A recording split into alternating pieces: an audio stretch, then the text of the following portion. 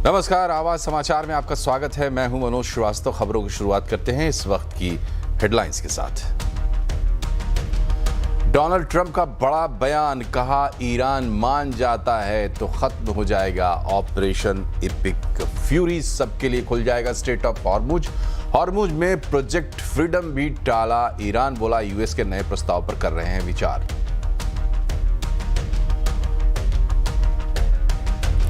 US Iran जंग खत्म होने के ऐलान से झूमा बाजार। निफ्टी सेंसेक्स अच्छी बढ़त के साथ बंद। मिड कैप स्मॉल कैप शेयरों में अच्छी खरीदारी।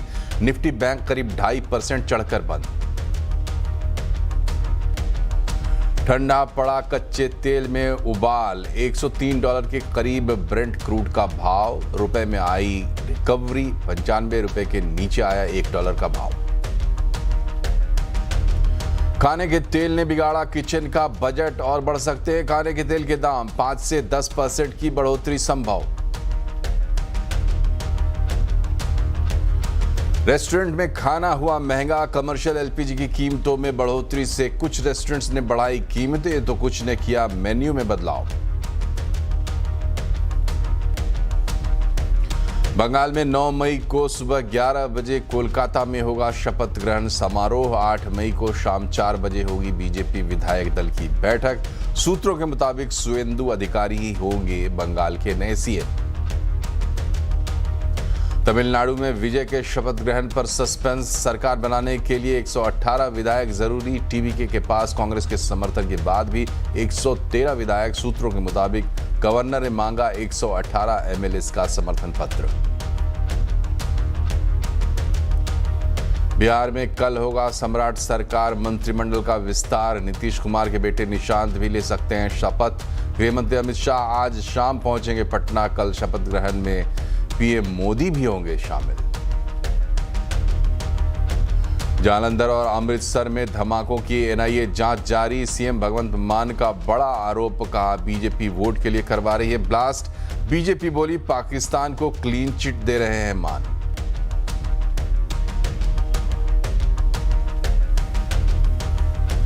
अमेरिका और ईरान युद्ध को लेकर बड़ी राहत की खबर आ रही है। अमेरिका ने ईरान के खिलाफ ऑपरेशन एपिक फ्यूरी खत्म करने का ऐलान किया है। अमेरिकी राष्ट्रपति डोनाल्ड ट्रंप ने नया पोस्ट करके कहा है कि अगर ईरान मान जाता है तो ऑपरेशन एपिक फ्यूरी खत्म हो जाएगा। इस बड़ी खबर पर ज्यादा अपडेट के लिए हमारे साथ जुड़ गए हैं लक्ष्मण राय। बताएं लक्ष्मण जी, क्या अब मान लिया जाए कि अमेरिका और ईरान का युद्ध खत्म हो जाएगा? बिल्कुल, अब मुझे लगता है कि मान लेना चाहिए। इसके ठोस संकेत मिलने शुरू हो गए हैं। ठोस संकेत 2 तरीके से मिले हैं। पहला, जो ऑपरेशन फ्रीडम शुरू करने जा रहा था अमेरिका स्ट्रेट ऑफ हॉर्मुज को खुलवाने के लिए, उसका जो जवाबी हमले का जवाब दिया था ईरान, तो ऐसा लगता था कि अगर ऑपरेशन फ्रीडम शुरू होगा तो और ज़्यादा विभत्स ना हो जाए पूरा युद्ध। तो ऑपरेशन फ्रीडम को फिलहाल यूएस ने रोकने का फैसला लिया है। और साथ ही साथ उसने ये भी कहा कि ऐसा लग रहा है कि बातचीत पर सहमति बनती हुई दिख रही, बहुत जल्द हम बातचीत खत्म कर लेंगे। और उसके पहले वहां के जो विदेश सेक्रेटरी थे उनका बयान आया, फिर पाकिस्तान के प्रधानमंत्री का बयान आया। तो सारे बयानों को देखे तो लगता है कि मामला सुलझने का कगार पर है। 14 सूत्रीय एक प्रस्ताव तैयार किया गया है। इस प्रस्ताव पर सहमति बनने का आसार है। किसी भी वक्त इस सहमति का ऐलान किया जा सकता है। इसमें 3 चीजें काफी महत्वपूर्ण है। पहली बात, स्ट्रेट ऑफ हॉर्मुज जो पूरी दुनिया के लिए तेल और गैस की सप्लाई में बाधा बना हुआ था, उसकी पूरी तरह से खोल दिया जाएगा। इस 14 सूत्री प्रस्ताव में है। न्यूक्लियर प्रोग्राम, यूरेनियम के एनरिचमेंट ईरान नहीं करेगा तय सीमा तक और तय समय सीमा तक। इस पर भी सहमति बनने के आसार दिख रहे हैं। और ईरान की जो भी संपत्ति अमेरिका ने जब्त कर रखी है उसको अमेरिका छोड़ देगा। तो दोनों अपनी तरफ से नेगोशिएशन करके एक सहमति वाले प्रस्ताव पर पहुंच चुके हैं। बहुत बहुत शुक्रिया लक्ष्मण जी। और क्या अब अमेरिका और ईरान में सुलह हो जाएगी? सुलह पर यूएस के प्रस्ताव पर ईरान क्या जवाब देगा? आज आवाज अड्डा में इसी पर होगी बड़ी चर्चा। US Iran war the end. जरूर जुड़िए शाम 7:57 पर।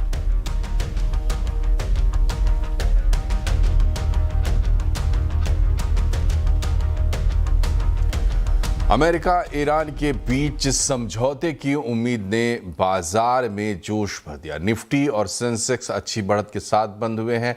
मिड कैप स्मॉल कैप शेयरों में भी खरीदारी देखने को मिली है, जबकि बैंक निफ्टी करीब 2.5% चढ़कर बंद हुआ है। कैसा रहा आज बाजार में कारोबार, बता रहे हैं आशीष चतुर्वेदी।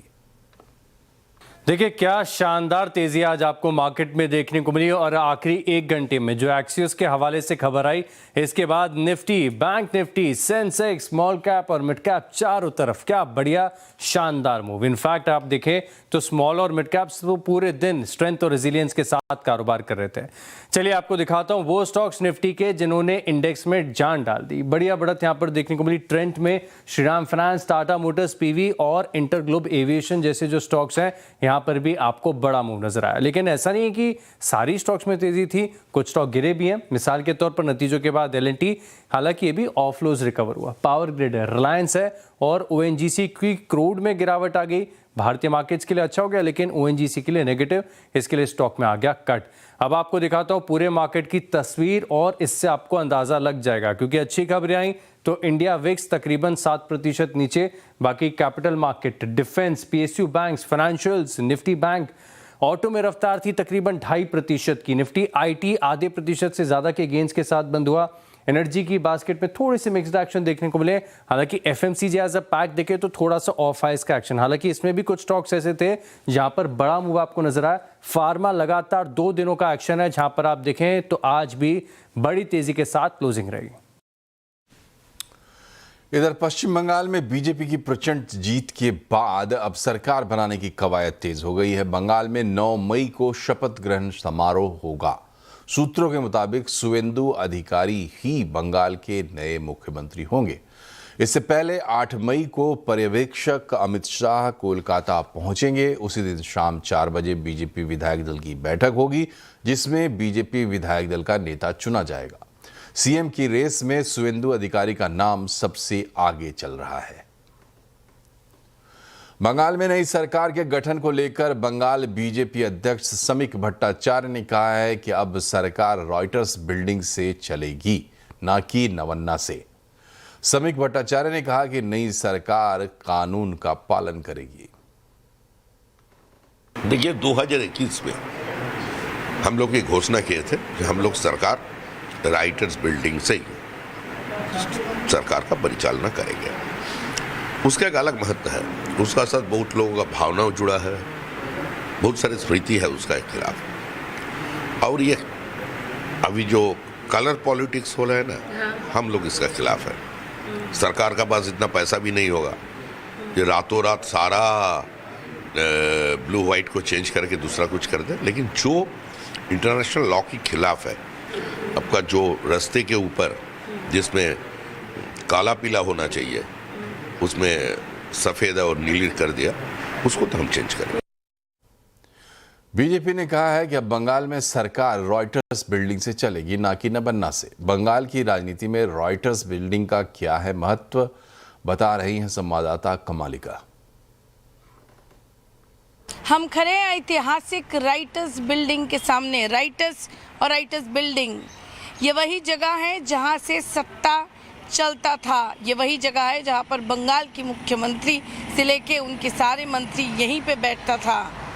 सन 1777 में ये बनाया गया था ब्रिटिश युग में, जो जूनियर क्लर्क्स है राइटर्स के लिए, और तभी से नाम दिया गया है राइटर्स बिल्डिंग। और उसके बाद में भी ये एडमिनिस्ट्रेटिव बिल्डिंग के तौर पे चलने लगा। फिर भारत स्वाधीन हुए, फिर कांग्रेस का रूल आया, फिर वामपंथियों का रूल आया, और ये सारे जगह के मुख्यमंत्री यहीं पे बैठते थे और दूसरे मंत्री भी। ये वही जगह है जहाँ पर ममता बनर्जी भी 2011 के परिवर्तन के बाद पहली पाँव यहीं पे रखी थी। और उसके बाद में 2013 में ममता बनर्जी ने ये नवान्नों में ले गया जो हावड़ा में है। पर उस दिन से हेरिटेज बिल्डिंग राइटर्स का जो एक अपना ग्लोरी है, अपना जो एक पहचान है, वो हमेशा से ही था। पर इस बार फिर परिवर्तन के बाद बीजेपी ने ये तय किया है कि उनके मुख्यमंत्री और सारे उनके मुख्यमंत्री और जो मंत्री हैं सारे यहीं से राजपाट चलाएंगे। समाजवादी पार्टी के नेता अखिलेश यादव ने कहा है कि बीजेपी ने बंगाल में पूरा चुनाव ही लूट लिया और पहले भी यूपी में बीजेपी ये सब करवा चुकी है। आगे भी जब चुनाव होंगे तो बीजेपी वाले इसे दोहराएंगे, लेकिन समाजवादी पार्टी भी डटकर मुकाबला करने को तैयार है। तो जब चुनाव ही लूट लिया तो क्यों इस्तीफा देंगी? वो तो अब बात करेंगे, जाके मिलेंगे तो हम बातचीत करेंगे। अभी मैं क्या कह दूं, impact of 79 lakh total deletion से क्या इम्पैक्ट दिख रहा है नंबर्स पर, सीट नंबर्स पे। तो सोचिए कितनी बड़ी लड़ाई अकेली आदरणीय दीदी लड़ रही थी। 143 सीटों पर 20,000 से ज्यादा वोट कटे और 91 बीजेपी जीत गई। बंगाल का जो इन्होंने अनुभव प्राप्त किया है, जो अनुभव इनका है, उससे भी बड़ा कोई ये उत्तर प्रदेश के चुनाव में काम करेंगे। वहीं टीएमसी नेता सौगता रॉय ने कहा है कि बंगाल में एंटी इनकम्बेंसी थी, लेकिन बीजेपी ने हिंदू वोटों का ध्रुवीकरण किया और चुनाव आयोग पुलिस फोर्स के साथ मिलकर चुनाव नतीजों में धांधली की। एंटी इनकम्बेंसी था और बीजेपी हिंदू कंसोलिडेशन किया।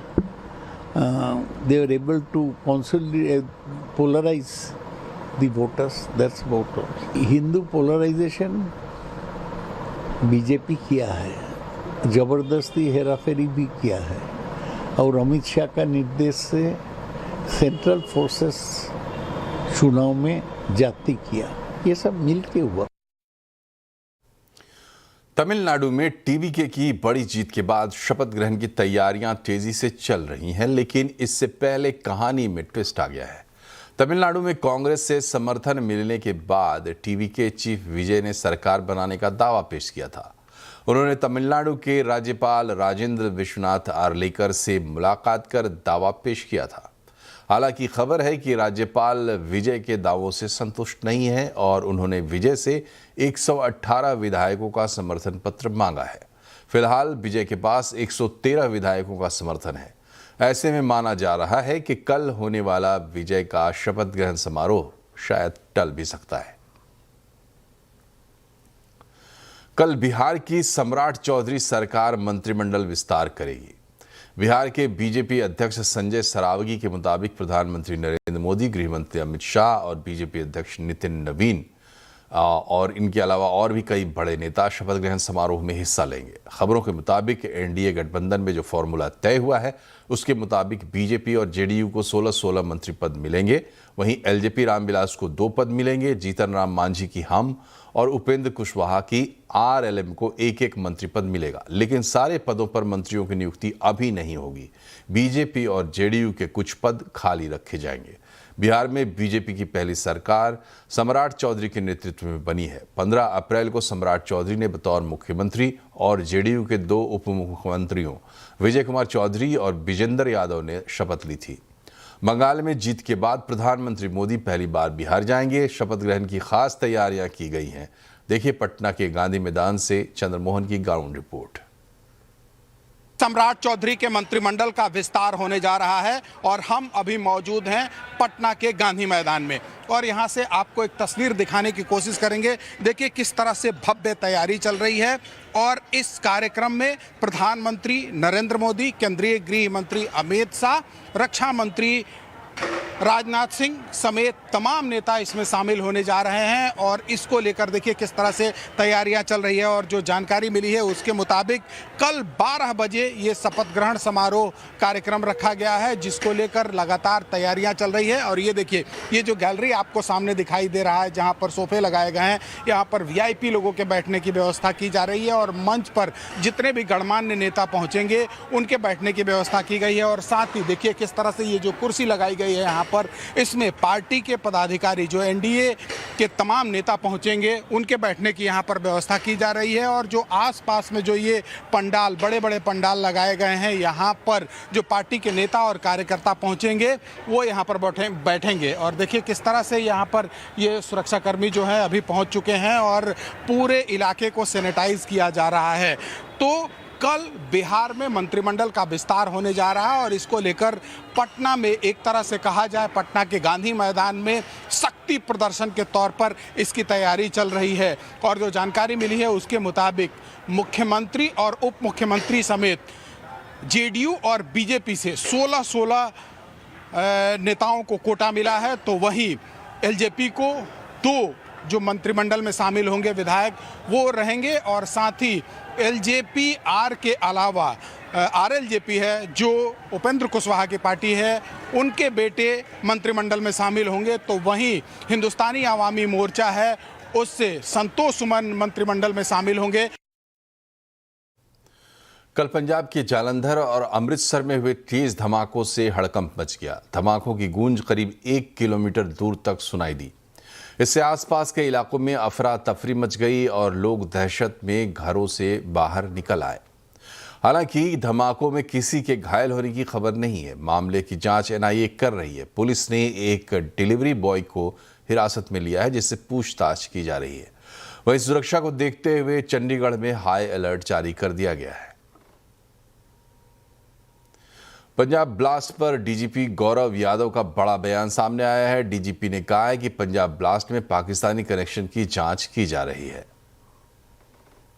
इस इंसीडेंट का हजे किसी ने क्लेम नहीं किया हैगा, पर असी अज्यूम करते हैं कि ऑपरेशन सिंदूर की एनिवर्सरी होने करके this is part of Pakistan ISI's designs to cause disruptions in Punjab.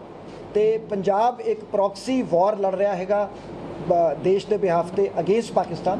सो एक सिनर्जिक तरीके नाल असी इस इन्वेस्टिगेशन नू अगे लेके जावांगे। जिहड़े परपेट्रेटर्स हैगे उन्हां नू अरेस्ट करांगे।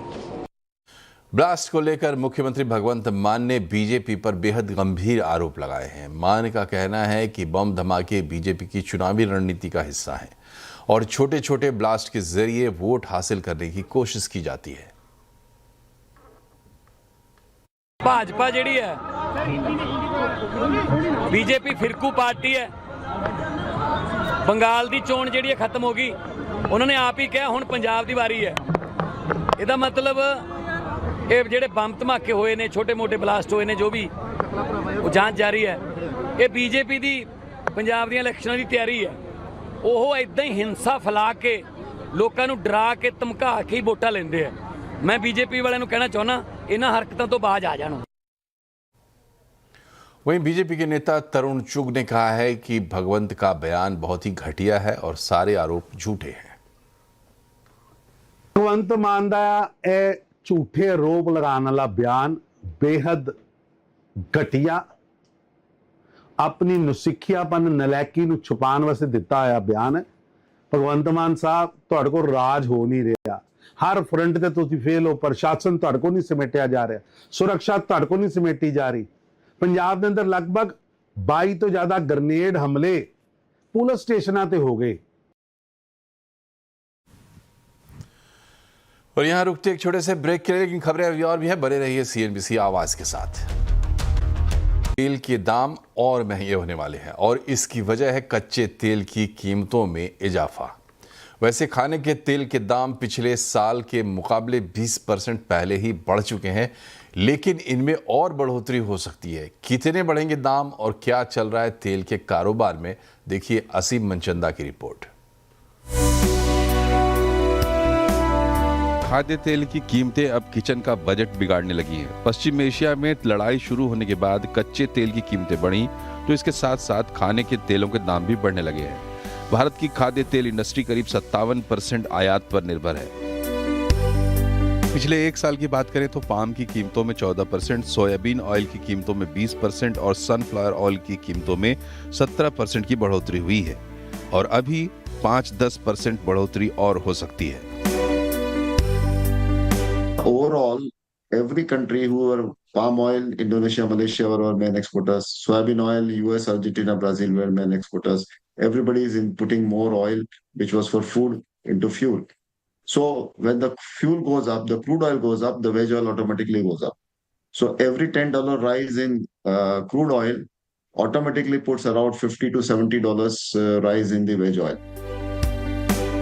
दरअसल आपकी रसोई में महंगाई की ये आग कच्चे तेल की वजह से लग रही है। तेल संकट में बायोफ्यूल का इस्तेमाल बढ़ने लगा है और अभी करीब 25% तक खाद्य तेल का इस्तेमाल बायोडीजल के लिए होने लगा है। इसी के चलते 20% तक की बढ़ोतरी देखने को मिली है। अब मई में कीमतें और बढ़ी तो आपकी रसोई और महंगी हो जाएगी। असीम मनचंदा, दिल्ली।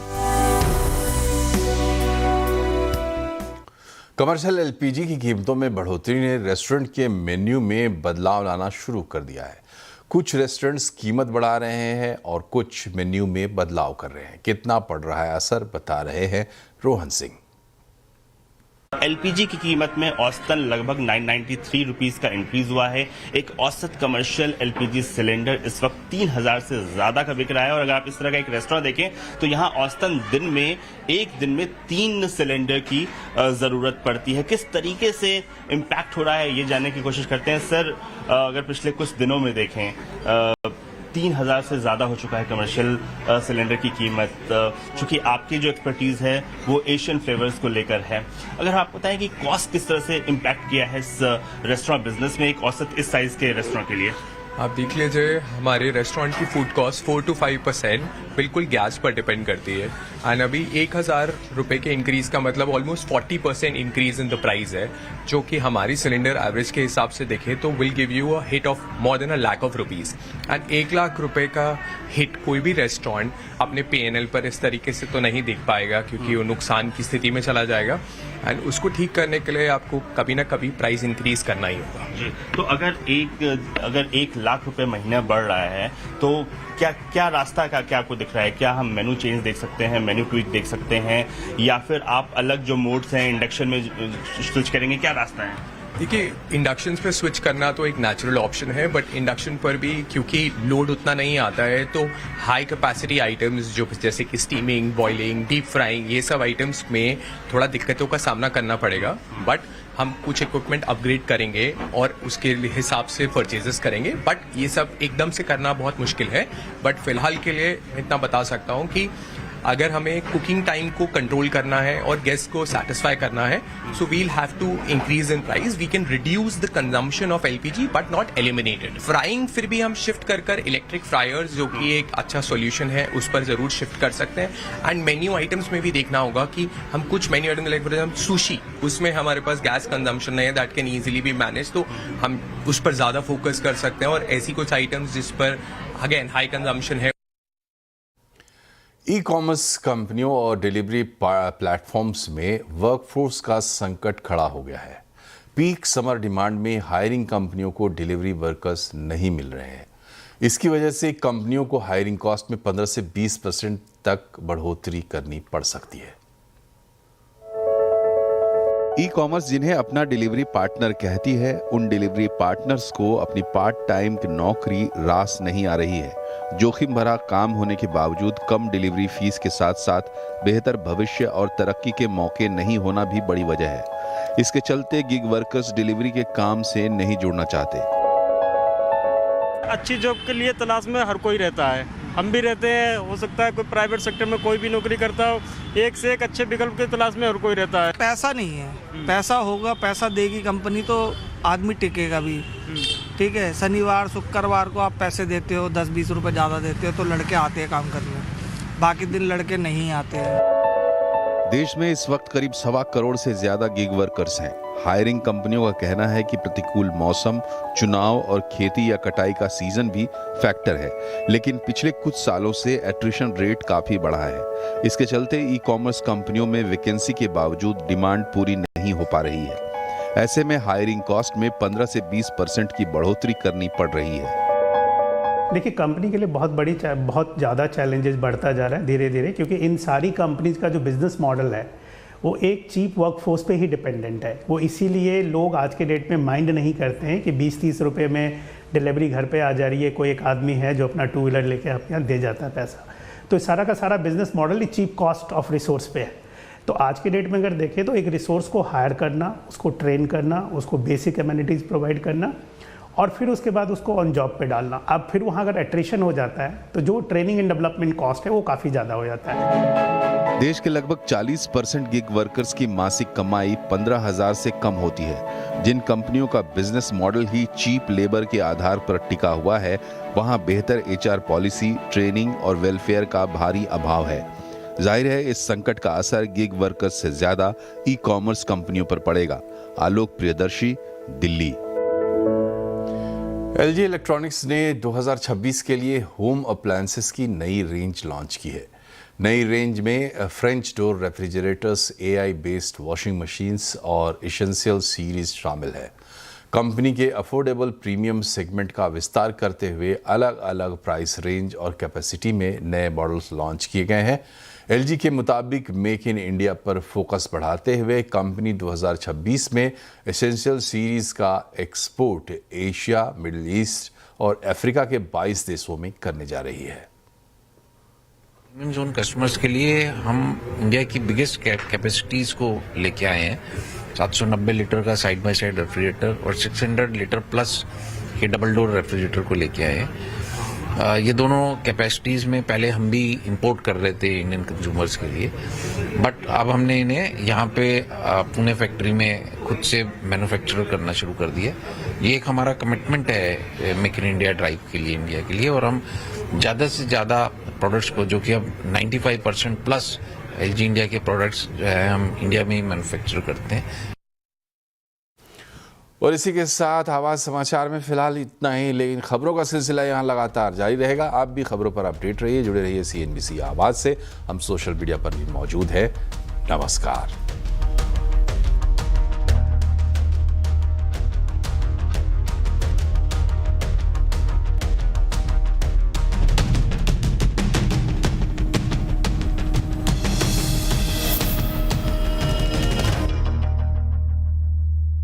Powered by